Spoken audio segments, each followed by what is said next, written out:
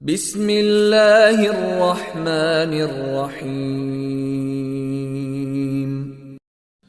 مرد خواتین حضرات السلام علیکم، میں ہوں سعد مشہود اور ہمارے یوٹیوب چینل حافظ سعد آفیشیل کے پلیٹ فارم پر ہم آپ کا خیر مقدم کرتے ہیں۔ امید کرتے ہیں آپ سبھی حضرات خیر و عافیت سے ہوں گے۔ تو ناظرین، پچھلے کچھ دنوں سے ہم نماز کے ٹاپک پر ہی ویڈیوز بنا رہے ہیں، جس میں ہم نے شرائط نماز، فرائض نماز، واجبات نماز اور اس کے بعد نمازوں کی دعاؤں کی ویڈیو آپ کو بنا کر دے چکے ہیں۔ امید کرتے ہیں کہ آپ نے اس سے کچھ نہ کچھ ضرور سیکھا ہوگا۔ تو اسی سلسلے کو ہم آگے بڑھاتے ہوئے، ہم اسی چیز کو کنٹینیو کرتے ہوئے آج ہم آپ کے لیے ایک ویڈیو بنا کر لے کر آئے ہیں مکروہات نماز کے اوپر، جس میں ہم نماز میں جو چیزیں مکروہ ہیں، جو چیزیں ہم سے سرزد ہو جاتی ہیں، مکروہ چیزیں، وہ چیزوں کے بارے میں آپ کو ڈیٹیل میں بتانے والے ہیں، تاکہ آپ وہ چیز کو سیکھ لیں، جان لیں اور ان سے بچنے کی پوری کوشش کریں، تاکہ آپ کی نماز بہتر ہو سکے، خشوع خضوع کے ساتھ اور زیادہ اچھی ہو سکے۔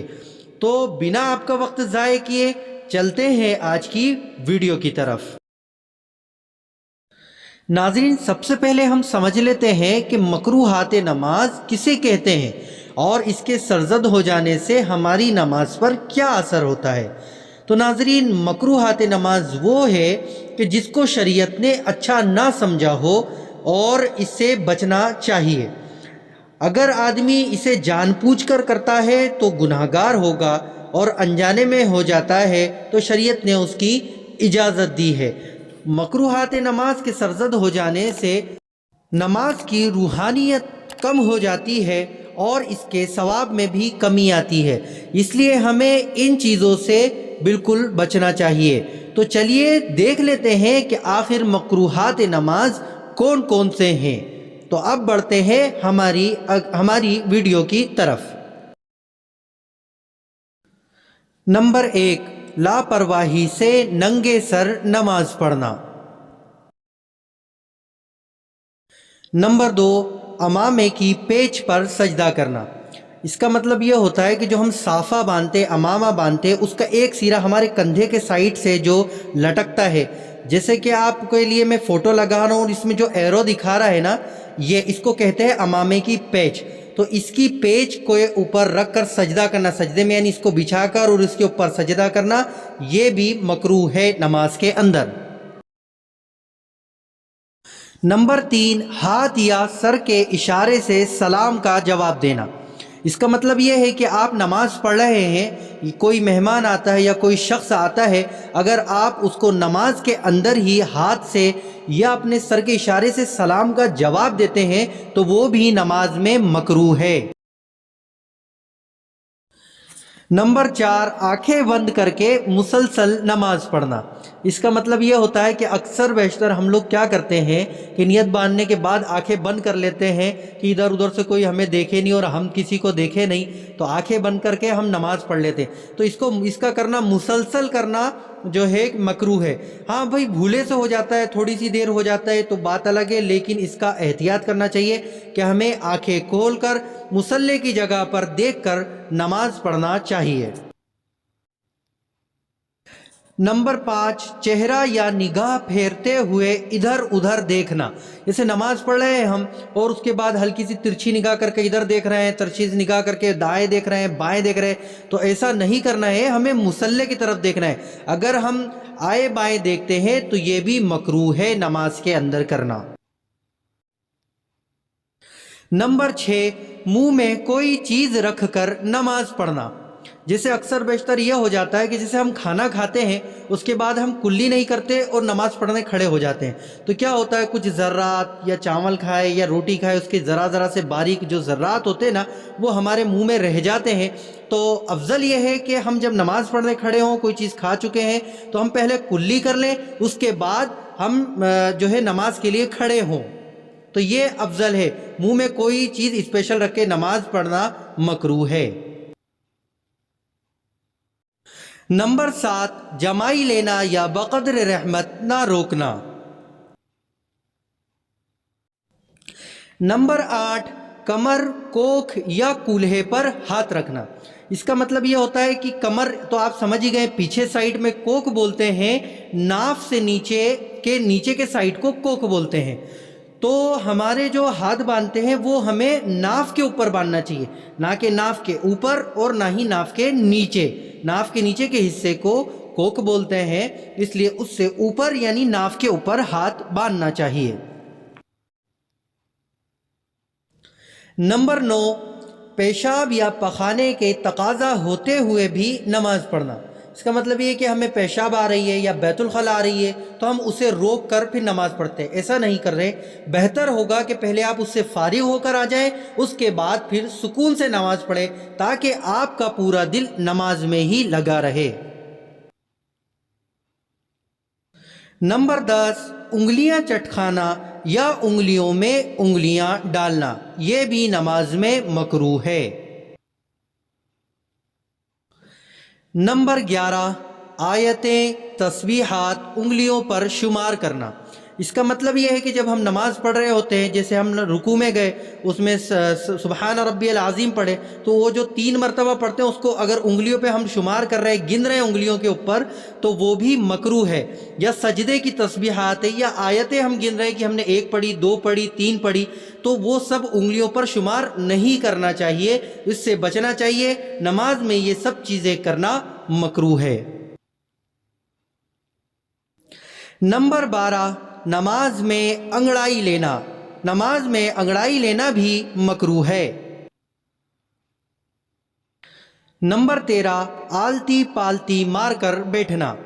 اس کا مطلب یہ ہے کہ بلا عذر، اگر آپ کو کوئی عذر نہیں ہے، آپ کے ہاتھ پیر میں درد نہیں ہے یا کوئی اور تکلیف ہے، تو کوئی تکلیف ہے اور آپ پالکی مار کر بیٹھ رہے ہیں تو بات الگ ہے، لیکن اگر آپ کو کوئی عذر نہیں ہے پھر بھی آپ اگر پالکی مار کر بیٹھ کر نماز پڑھ رہے ہیں تو یہ مکروہ ہے۔ نمبر 14، کسی کے چہرے کی طرف رخ کر کر نماز پڑھنا۔ اس کا مطلب یہ ہے کہ کوئی آدمی یا کوئی شخص سامنے بیٹھا ہے اور آپ اسی کے سامنے مصلی بچھا کر اگر نماز پڑھ رہے ہیں تو یہ بھی مکروہ مانا گیا ہے۔ نمبر 15، اگلی صف میں جگہ ہونے کے باوجود پچھلی صف میں کھڑے ہو کر نماز پڑھنا۔ یعنی آگے صف میں جگہ خالی ہے، اس کے بعد بھی آپ پیچھے نماز پڑھ رہے ہیں کہ چلو جلدی میری نماز ہو جائے گی اور فٹافٹ میں نکل جاؤں گا، اور آگے اگر کھڑا ہو گیا تو پیچھے کوئی نماز ہو گیا تو مجھے نکلنے کی جگہ ہی نہیں ملے گی، یہ سوچ کر ہم اکثر کرتے ہیں، تو ایسا نہیں کرنا چاہیے۔ اس کا دھیان رکھنا چاہیے کہ اگلی صف میں اگر جگہ خالی ہے اور ہم پیچھے کھڑے ہو کر نماز پڑھ رہے ہیں تو یہ مکروہ ہے۔ نمبر 16، کوہنیوں کو بچھا کر سجدہ کرنا۔